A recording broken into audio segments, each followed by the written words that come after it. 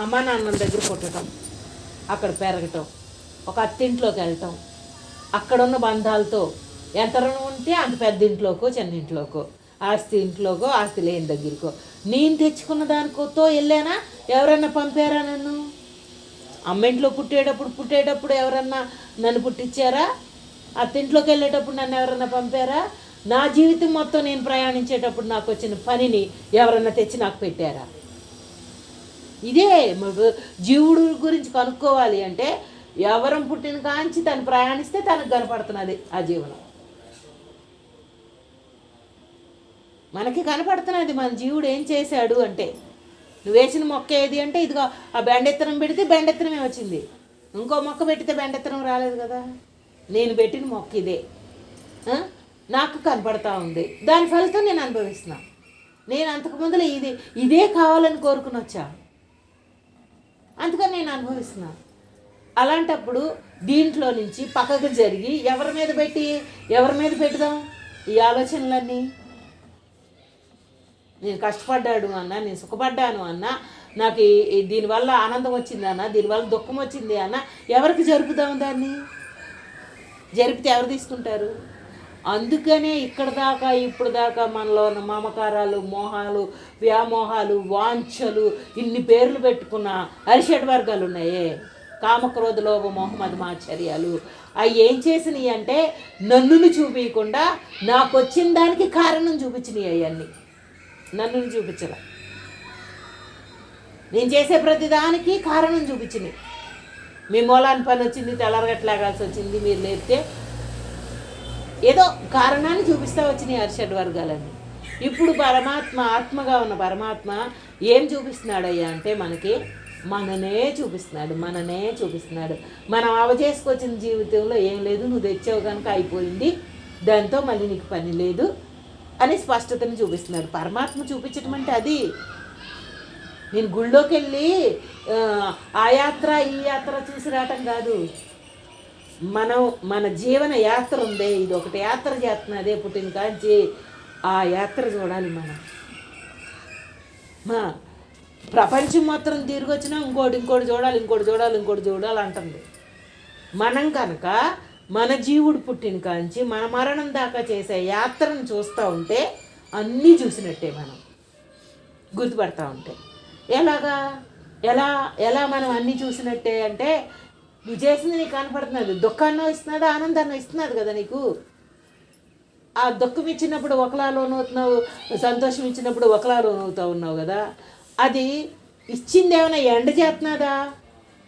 దుఃఖం ఇవాళ ఒకటి బుద్ధి వచ్చిందమ్మా అనుకుంటామా, మళ్ళీ రేపు చేయకుండా ఉంటున్నామా? లేదు కదా. కుక్కతో ఒక వంకరలాగా అంటే అది ఎంత చెప్పినా మనకి పాఠం ఇనే స్టేజ్లో ఇది లేదనమాట. జీవితం ఎంత పాఠం చెప్పినా ఇనే స్టేజ్లో లేదు. ఇప్పుడు అందుకనే ఇద్దరు వ్యక్తులం కూర్చుని మాట్లాడుకోవడానికి ఏం లేకుండా అయిపోయింది.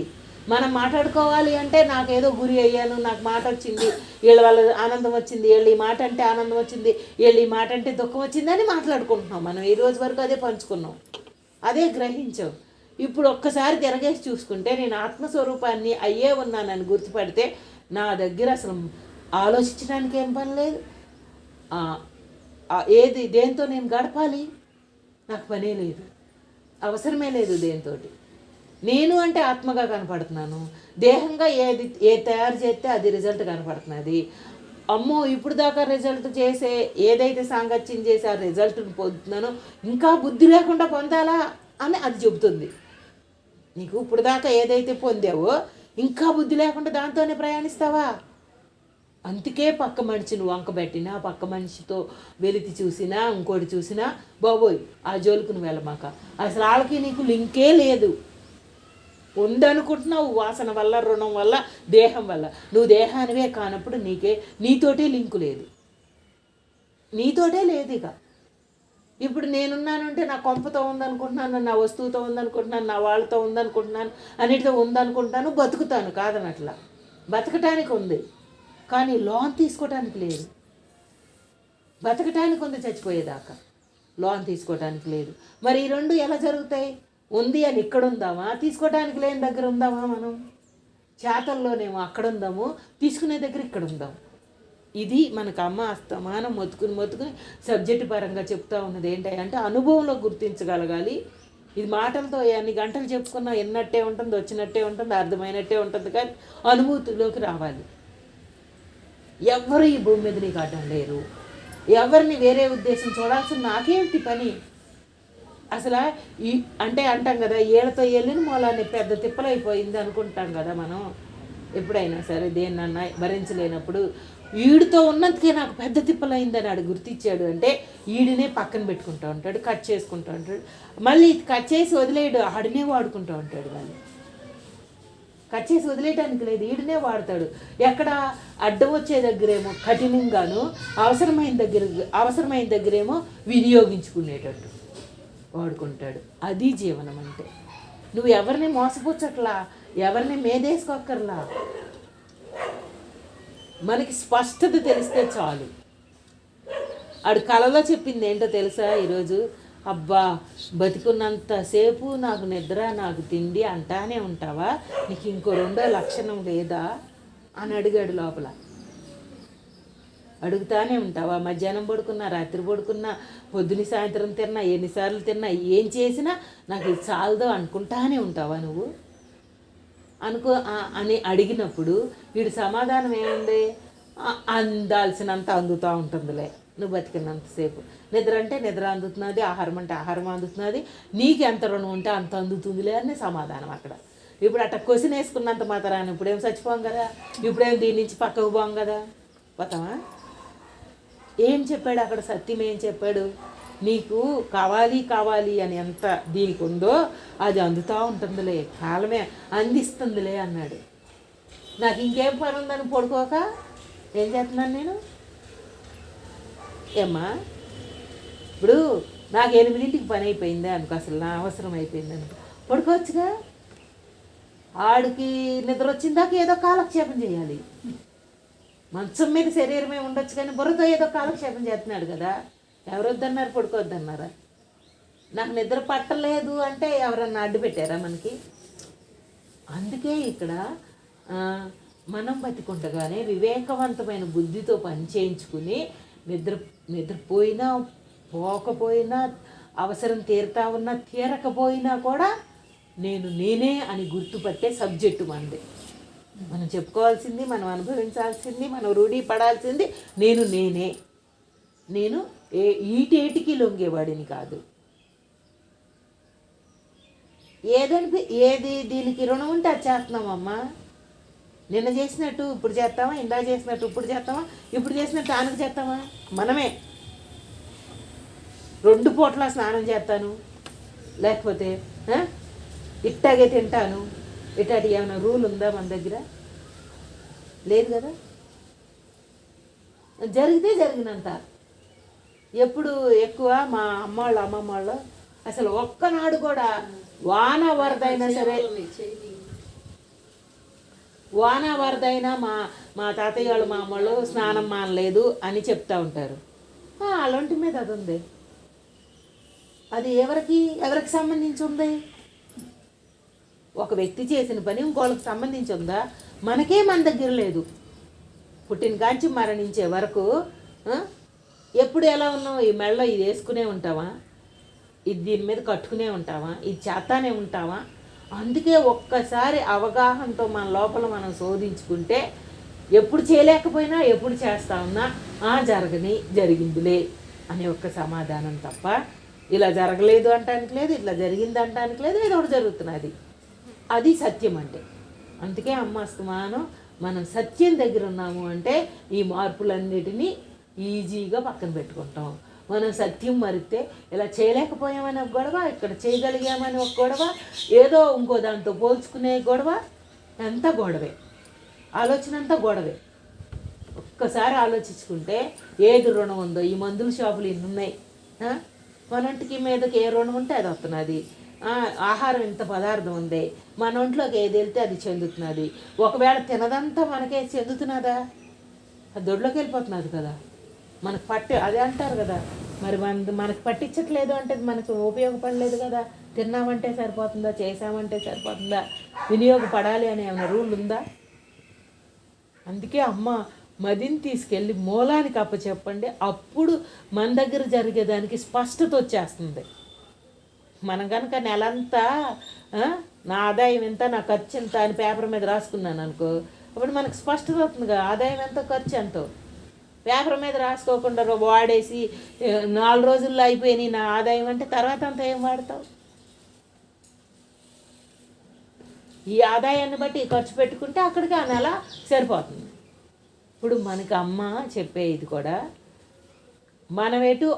మనం పుట్టి ఉన్నాక మన ఆదాయం ఏంటో మనం చూడలేము. మన ఖర్చు కూడా మనకు తెలియదు. రోజు గడుస్తూ ఉంటే మన ఒంటి మీద ఏ రుణం ఉంది, ఏ శ్రమ ఉంది, ఏ ఖర్చు ఉంది చూపిస్తూ ఉంటాడు. అంతేగా. అందుకే కదా పెద్దల ముందలు జాగ్రత్తలు ఉంచుకోండి అమ్మ, ఎలాంటివి వస్తాయో రేపొద్దున ఎలాంటివి వస్తాయో జాగ్రత్త పడండి అని వస్తువునైనా రూపాయినైనా దేన్నైనా ఎందుకు చెప్పారంటే మన ఇంటి మీద ఏముందో మనకు తెలియదు కనుక. అయిపోయింది ఏం చేపించి ఉన్నా ఆఖరికి అయిపోయిన దాంట్లో నుంచి మనకు రావాల్సింది ఏంటయ్యా అంటే ఆ రుణం తీర్చేసిన పనే కనపడాలి మనకి. మనతో చేసిన పని భూమి మీద ఎవరైనా ఏ మనిషి అయినా చేసింది ఏంటయ్యా అంటే ఆ రుణం తీర్చిన పనే చేశాడు అని ముద్రించలా. కానీ ఆ చేసిన పనిలో నుంచి ఈ రుణం ఎంత తీర్చాడో అంత బాట కూడా వేసుకున్నాడు దాంట్లో వాడే చేసిన పని వల్ల. బాట అంటే ఏంటో చెప్పు. ఆడు బాట వేసుకోవటం అంటే ఏంటో చెప్పు. ఇప్పుడు మనం పుట్టాము, ఇంత ఏజ్ వచ్చింది, ఈ ఏజ్కి మనం ఏం చేసామో ఏం చేయించబడిందో దాంట్లో మన రుణం అయిపోయింది. బాగుంది ఆ మాటకి. మనకి ఇంకా ఈ జీవితానికి ముందలకి బాట వేసుకున్నాము అన్నారు పెద్దలు. అదేంటి? సుఖం కాదు అక్కడ. ఏదైతే నువ్వు రుణం తీర్చేసుకుని ఉన్నావో, రుణం తీర్చిన భావనలోకి వెళ్ళావో, ఈ జీవితం సరే అని సరిపెట్టుకుంటా, వాదించకుండా, విరుద్ధం రాకుండా చూసుకుంటా వచ్చిన జీవితం, ఒక హాయిని కొనసాగుతా తెచ్చుకున్న జీవితం రేపొద్దుటికి ఉపయోగపడుతుంది. ఘర్షణగా తెచ్చుకున్నది కూడా నీకు రేపొద్దుటికి అదే ఉపయోగపడుతుంది, ఇంకా పెరుగుతుంది. ఇక్కడ ఏదైతే నువ్వు పరమాత్మని ఆధారం చేసుకుని ఉన్నావో ఈ గత జీవితంలో ఆ చేసుకున్న హాయి ఘర్షణ లేని జీవితాన్ని నువ్వేమనుభవించావో అది ఇంకా మెరుగుపడతా నీ ముందర దానికి ఉపయోగపడుతుంది. చేసిన పని ఎక్కడికి పోదు అని ఎందుకు చెప్పారు అంటే మన జీవితంలో తీసుకున్న మన ఆలోచన విధానమే రేపొద్దున మన బాట. అది ఎక్కడికి పోదు. ఒక ఓర్పు, ఒక శాంతం, ఒక మౌనం, ఒక విధానం ఎక్కడికి పోదు. నీకే బాట, నీదెవరికి వెళ్ళదు కదా. అది మన బాట అంటే, అది మనం అంటే. అందుకని సరే అయిపోయింది, ఏదో అయిపోయింది. ఇప్పటి వరకు మనకు అంత అర్థం కాకపోవచ్చు, మనం ఎలా తీసుకున్నామో మనకే తెలియకపోవచ్చు, గుర్తు లేకపోవచ్చు. ఇప్పటి నుంచి అయినా మనం ఎదుర్కొనే దాంట్లో మనం చేసే దాంట్లో అయిపోయేది రుణంగాను, అవ్వాల్సిన దాంట్లోకి ఆనందంలోకి నువ్వు ఇప్పటి నుంచి తీసుకెళ్ళు. అమ్మ చెప్పేది అది నీ చేతిలో ఉంది. ఈరోజు ఈ గడియ నీ చేతిలో ఉంది. అందుకని ఇప్పటి నుంచి తీసుకెళ్ళి.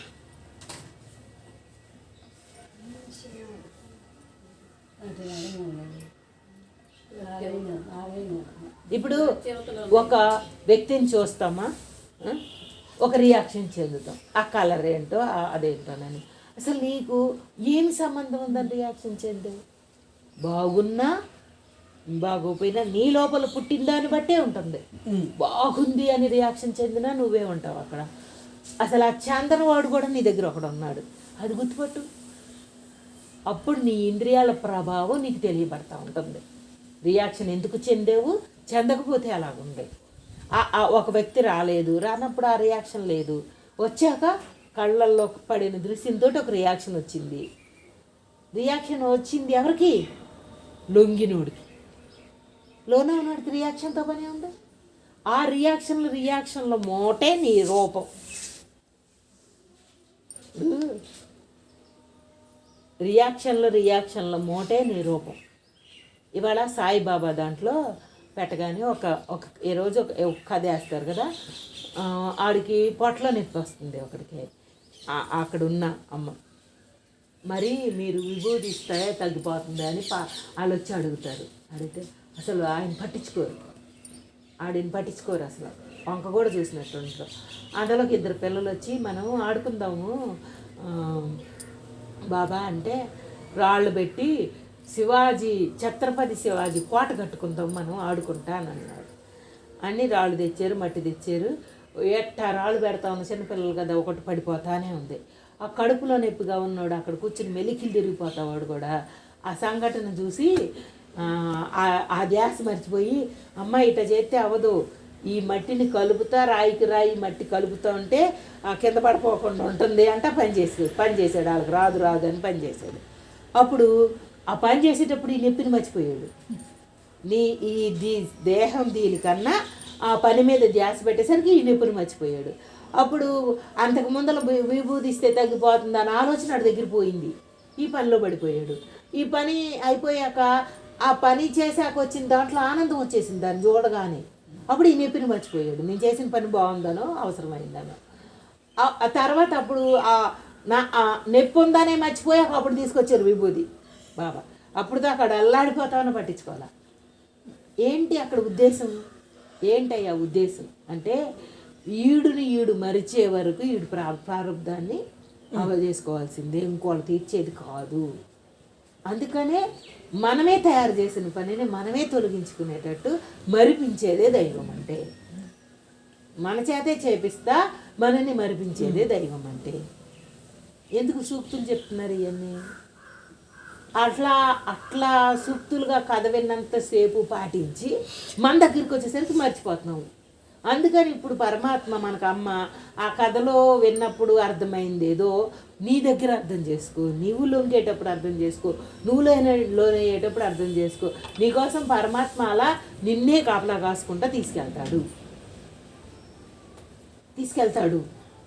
అది సాక్ష్యం, మన అనుభవం. అది ఏంటయ్యా నేను ఆత్మని అనుభవిస్తున్నానని నాకు నమ్మకం ఏది అంటాడు. వీడు అడుగుతాడు అక్కడ. నీ నమ్మకం నేనేంటి బయటికి చెప్పలేను, నువ్వు ప్రయాణిస్తూ ఉండు, దాంట్లోనే కనపడతా ఉంటుంది అని చెప్తాడు పరమాత్మ. ఇక్కడ కూర్చుని ఆ రూట్ వెళ్తానా, ఈ రూట్ వెళ్తానా అంటే వెళ్తానా? కూర్చుని వెళ్ళను కదా. వెళ్తా ఉంటే రూట్ తప్పితే సరి చేసుకోవటం, సరి దాంట్లో ముందరికి వెళ్ళటం, గమ్యాన్ని చేరటం. అందుకనే ఇక్కడ మనకి ఇంకా స్పష్టత కావాలి అంటే మనం బతికున్నంత వరకు ఇంకొక దాంతో లింకు పెట్టుకుని మోసుకుని వెళ్ళొద్దు. ఎలాంటి లింకు మనం పెట్టుకుని మోసుకుని వెళ్ళొద్దు, ఏ వ్యక్తి పరంగా కానీ, వస్తువు పరంగా కానీ, చేతల పరంగా కానీ. అప్పుడే నువ్వు ఎప్పటికప్పుడు ఫ్రెష్ అవుతావు. ఈ క్షణం చచ్చిపోతావు కదా నువ్వు. ఎలాగ నీకేం తెలుసు పోతావా ఉంటావా అని? ఏది లింక్ పెట్టుకున్నా. అందుకనే అక్కడ ఏంటి బాబా అంత కష్టపడతా ఉంటే మీరు చూడరు ఏంటని వాళ్ళు ఎన్నిసార్లు అడుగుతారు. ఆడంతటి కాడు. ఎందుకంటే చూసినా ఆడికి అందే టైం రాలా పడాల్సిందే. ఆ అవస్థ పడాల్సిందే. ఆడాడు తెప్పరిల్లి బయటకు రావాలి. ఆ కథల్లో ఎట్టా తెలుస్తున్నదో మన అనుభవంలో మన దగ్గర తెలవాలి. అమ్మ పట్టుకున్నది అందుకని. ఇప్పుడు కోడలు ఉండమంటే ఉన్నారా, వచ్చేసారా? మనకెందుకు ఆ ఆలోచన? ఉండమనలేదా, ఉండమందా అని. పుడితే పుట్టించుకున్నాను పుడతాయి మనిషికి మాటకి. ఒక మనిషిని చూడగానే పనిని బట్టి పరిస్థితిని బట్టి ఇన్ని పుట్టచ్చు, పుట్టకపోతే వరమే, ఎవరు కాదని. అట్లా పుట్టాడు అంటే ఆడి ఖాతానే. ఇట్టా పుట్టించిన బొమ్మలమ్మ, అర్థమైందా?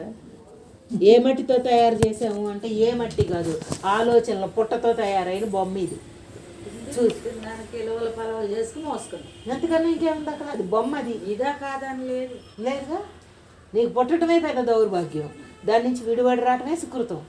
ఇంక రెండు లేవు. నా ఎక్కడ దాకానా? ఈ ఊపిరి ఉన్నంత వరకు ఈ ఊపిరి పోతే లేదు కదా.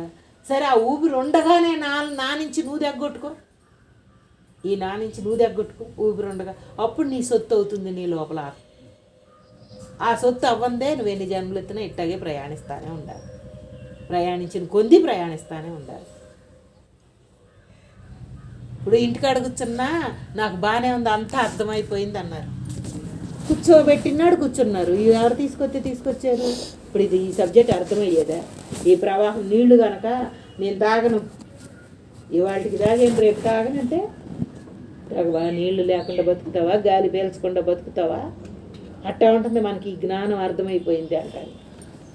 ఎంత లోతుల్లో ఉంటుందో, ఎంత సూక్ష్మంగా గ్రహిస్తే మన తెరిపి మనకు వస్తుందో మనకు తెలవాలి. ఇక్కడ మనం ఎవరి కోసం చెప్పుకోవట్లా, మన తెరిపి మనకి ఎలా ఉండాలి ఉండాలని అందరికీ కావాలని ఉంది. ఎలా ఉండాలో తెలియలేదు కదా, రూట్ తెలియలేదు కదా. చేసిన పనిని చేస్తా, పొందిన పనిని పొందుతా ఈ ప్రయాణించే ఈ జీవుడికి రుణం ఎక్కడుంది, ఎక్కడ కట్ అయింది? నాకు ఇప్పుడు బుద్ధిలో పుట్టి నేను చీర మార్చుకుందాం అనుకున్నాను అనుకో, ఆ రుణం ఉంటే వెళ్ళి దీన్ని మడతేసి దీన్ని ఉతికియో దాన్ని గట్టో దాన్ని నిప్పో ఏదో చేస్తా. ఏముందిలే అంటే వదిలేస్తా. ఏముందంటే ఏం చెప్తాం? ఎవరికి తెలుసు? ఎవరిలో ఏముంది అంటే ఏం చెప్తాం? ఏదైనా ఉండొచ్చు, కానీ నువ్వు ఆత్మగా ఉంటే ఇది ఏదైనా ఉండొచ్చు. నువ్వు దానికి గురి అవ్వకుండా ఉంటే ఎవరి దాని దగ్గర నువ్వు గురి అవ్వవు. నువ్వు గురి అవ్వకపోతే మనం ఒకలా చేస్తే వాళ్ళ ఇంకోలా చేస్తే వేరు కనపడి, నేనైతే అట్టాటి కష్టం పడినమ్మా, వాళ్ళ కష్టం తెచ్చుకున్నారమ్మా అంటుంది. తెచ్చుకున్నారా? వాళ్ళ కష్టం తెచ్చుకోవాలి, అది జ్యూస్ నువ్వు తెచ్చుకున్నావు. వాళ్ళకి నష్టపోతున్నారమ్మా అంటావు. వాళ్ళు నష్టపోవట్లే, వాళ్ళ విధిలో ఉండి వాళ్ళు చేస్తున్నారు, నువ్వు నష్టపోతున్నావు. ఇట్టా రివర్సు విధానంలో మనకు అర్థం కాకుండా ప్రయాణించాం కనుక ఇప్పుడు కరెక్ట్ దాంట్లోకి తీసుకెళ్ళటమే మనకు అమ్మ చెప్తా వచ్చారు.